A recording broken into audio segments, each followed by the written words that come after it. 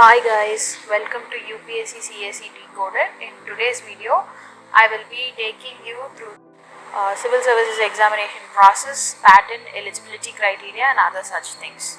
So let us get into the video. To start with the process, you should know what the civil services exam is all about. So first, it's like the State Public Service Commission exams. So civil service exam is conducted by the Union Public Service Commission for various Group A and Group B services across the nation.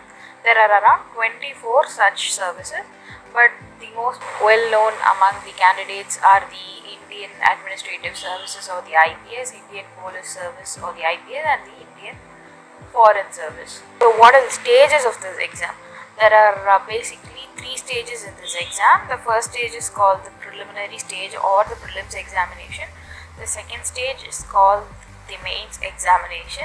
The final and the third stage is called as the interview or personality test. Now let me tell you what each stage is. Prelims, we'll see everything about prelims. So the pattern for prelim is objective type MCQ questions. There are 4 options given for you. You will have to choose the best option. Why I am saying best option here is for a certain question you will find out that all the 4 options seem to be the right answer to ask. So you'll have to choose the best answer for it. And there are 2 papers in preliminary examination. They are the GS1 and GS2. The exam is conducted on the same day. Morning is for GS1 and afternoon is for GS2. There are 100 questions in GS1 with each question carrying 2 marks. There are 80 questions in GS2 with each question carrying 2.5 marks. There is negative marking. I repeat, there is negative marking, that is 1/3 of the mark will be reduced. So for in GS1, 0.33 mark will be reduced for every wrong answer. Likewise for GS2. Now GS1 consists of various subjects such as history, geography, polity, art and culture, environment, etc. etc. Now GS2 consists of mental ability and comprehension. It is known as the Civil Services Aptitude Test or CSAT. Now GS2 is a qualifying paper. What do you mean by qualifying? So qualifying means 33% of marks, that is you will have to score 33% of marks out of 200. So only if you score 33% of the marks, your GS1 paper will be evaluated. If suppose say you have meted the expected cutoff in GS1 but failed to qualify in GS2, you are still a failed candidate. So GS2 also needs to be given equal importance. Examination, the marks you get is not counted for the final rank, which means prelims is just an eliminator. So for you to get a complete picture, around 10 lakh people apply for the prelims examination and around 5 to 6 lakh people take up the exam. So out of the 5 to 6 lakh people, around 15,000 people are only selected for mains. So it is a mass filtration exam, so hence it is the most difficult stage of the civil services preparation. And the smart work here will be one should look just to clear the prelims and not to top it. We need not top the prelims since it is not counted for the final rank. Now the second stage of the exam, which is the mains exam. Mains is the most important stage of this entire exam because your performance in here determines whether you will make it into the final list or whether you will be a topper or so on. Why I am saying this is there are people who have performed average in interview and still have got top rank because they have done very good in their mains.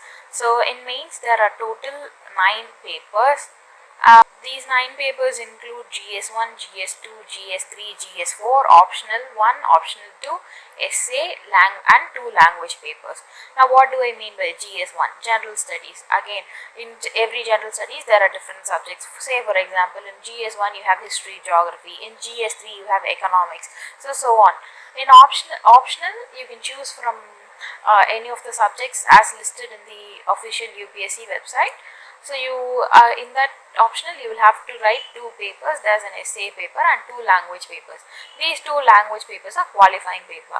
As I said in prelims how GS2 was a qualifying paper, these 2 language papers will be qualifying in nature, and only if you qualify in this papers, the rest of the 7 papers will be corrected. And these 2 qualifying papers, the marks obtained in this are not counted for the final rank, they are just qualifying.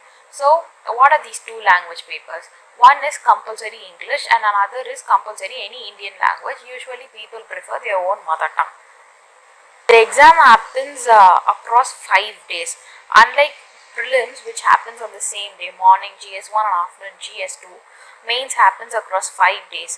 So these 5 days include 1 and GS2 on the same day, GS3 and GS4 on the same day, optional paper 1 and paper 2 on the same day, essay on a separate day, and 2 language qualifying papers on the same day. Now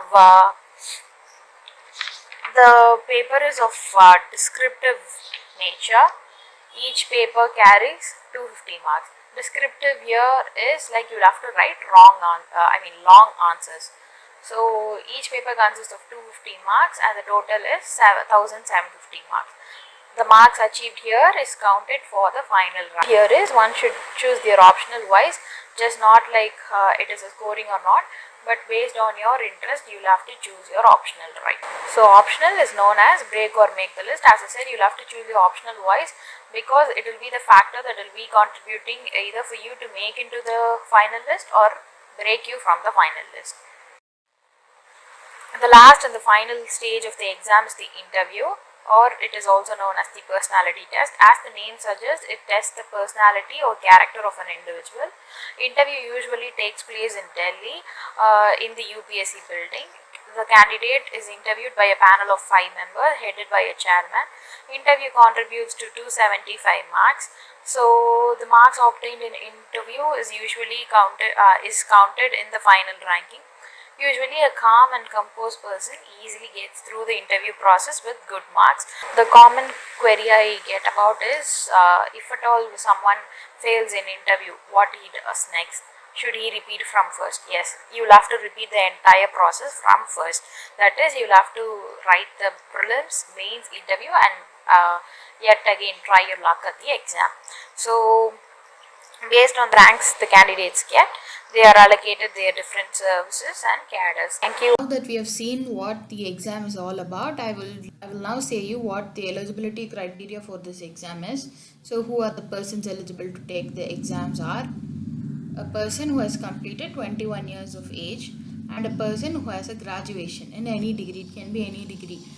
It can range from law to medicine. Any degree, basic degree is needed, and he should have completed 21 years of age, and of course should be an Indian national.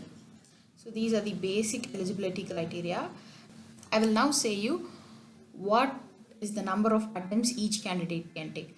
Now the number of attempts depend on the community you are from. Say for example you are from the general category, then the number of attempts is 6 or 32 years of age. So what does this mean? 6 attempts or 32 years of age.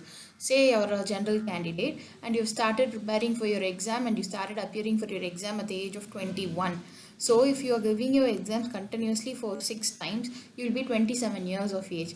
So 6 attempts, that's all is your attempt limit. Say for example you started your preparation and giving your attempt at 21. You're taking breaks every after every attempt, so you can take your attempt at till 32 years of age. So whatever comes first will be counted. Likewise for OBC, it is 9 attempts or 35 years of age. If you're a SC/ST candidate, then you will have there is no limit on the number of attempts. You can write your exams until you are 37 years of age. Now who comes under OBC, and in OBC what is creamy layer, non-creamy layer, and in general what is the economically weaker section, etc. I will deal in another separate video. So that's all guys for this video. All for your support. Thank you for watching this video.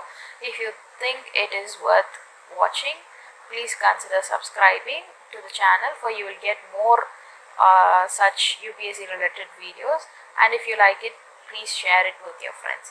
If any of you all have any doubts, you can leave your doubts in the comment section.